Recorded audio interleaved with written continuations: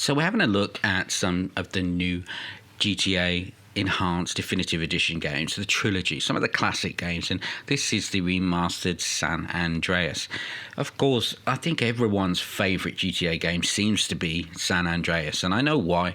It's that bit deeper, the story is that bit cooler, and I think it's just got that retro and urban feel that GTA do so well. It's set in the 90s, which is everyone's favourite decade, and I think that that's why this game gets the thumbs up from most players. But of course, not everyone's had the chance to play it yet, so I like the fact that the new GTA community members can now get hold of this, and I think this game is coming onto the Games Pass for Xbox, meaning you can play it as part of the pass for free for a while. That won't last for long enough for you to complete this game. They'll probably leave it on there long enough just so you get hooked on it and then remove it, usually about 5-6 weeks, something like that. This game is so cool. I mean, every time I jump into this game, it's like, okay, I just want to take my time. I want to experience everything. This is a really cool mission, doing some drive-by stuff with the family in Grove Street. And Grove Street has such a cool, rich history in the GTA games. I mean, it literally appears, obviously, it's where Franklin lives in GTA 5. And even at that stage, as you're playing through GTA 5, even Franklin talks about Grove Street and the amazing happenings that went on in the 90s, and he's referring to this game, in the story in this game, in San Andreas, and it almost has a legendary status. Grove Street is the sort of area that in GTA 5 it's basically run by the Ballers, but back in San Andreas it was this gang, and it was our main character, CJ, and his family. So cool, and I'm really enjoying the way that this game works now. I mean, I remember struggling with some of these missions, getting them right because of the limited controller layout, which was obviously set to PS2, meaning that you only had a certain number of buttons, and it was kind of difficult to do certain things, especially when you had to do more than one thing at once, like driving and shooting with any kind of accuracy, that kind of stuff.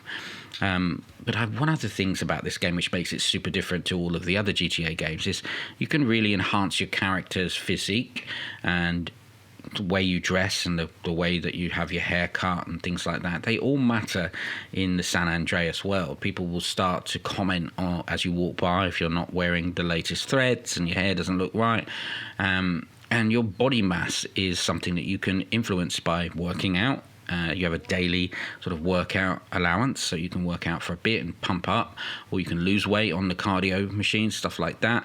And it's really cool. I actually completed the mission and went and bought some new trainers because I wanted my character just to look that little bit sharp. And I noticed something, that Rockstar have actually started putting their logos on some of these clothings. You can see here CJ's got a Rockstar logo on his hoodie, and that's part of the new enhancements. That's something that they've done. They've also added this into the games on billboards and things like that around the city, so you'll be able to see it. And it's them just stamping their branding on it because they want everyone to understand and realize that Rockstar games rule, and we all know they do.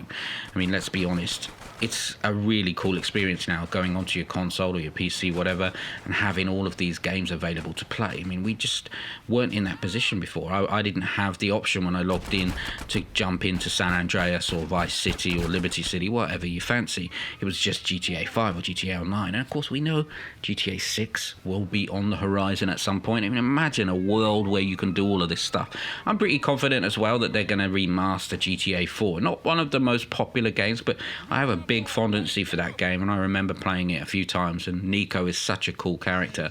But this game in particular for me is a game that really took the GTA, Rockstar really took the whole GTA experience to another level, because it's 3 cities, so the map just keeps expanding. It's not a small game. It was their first really big game. Of course, San Andreas is an entire state, but one of my favorite things about San Andreas and is the burglaries, the things that you can do there. Now, this is something that they don't really do in GTA 5, and I'm not sure why, but they did take this on and do this as part of Red Dead. If you've ever played that, you can burgle people's houses and things like that, but it's such a cool feature in the game. Basically, once you've completed a few of Ryder's missions, he'll take you on a burglary, and you need a specific vehicle which looks like that, and then you can go into a house and get your hands on lots of different crates that are placed all around the house, and you have to do this without waking up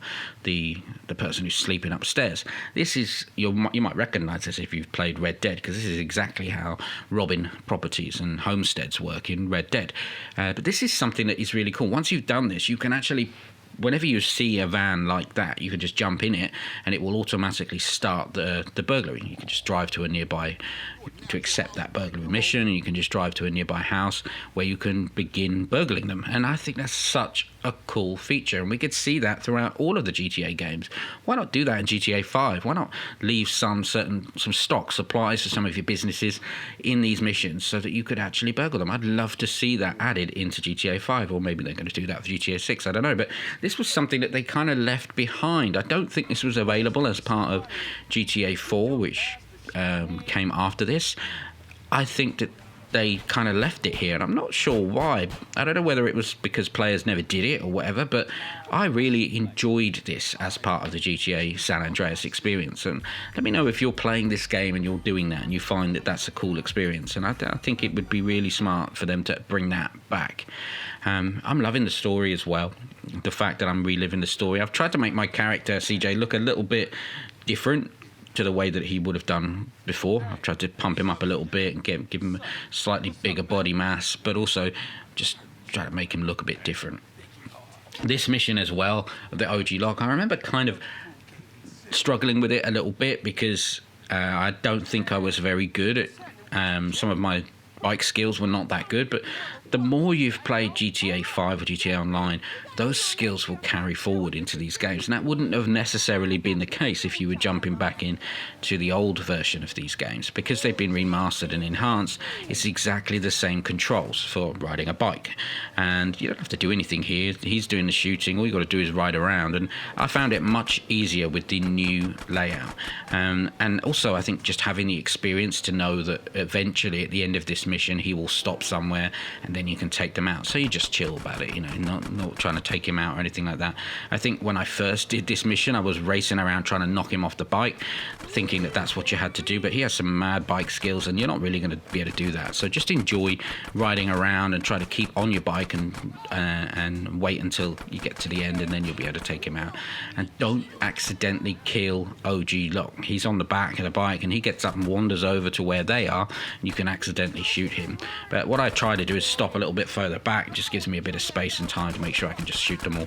They have enhanced the shooting controls as well, so it just looks a bit better when you're shooting. It looked a bit naff in the original game. No one seemed to mind about that, but it's way improved.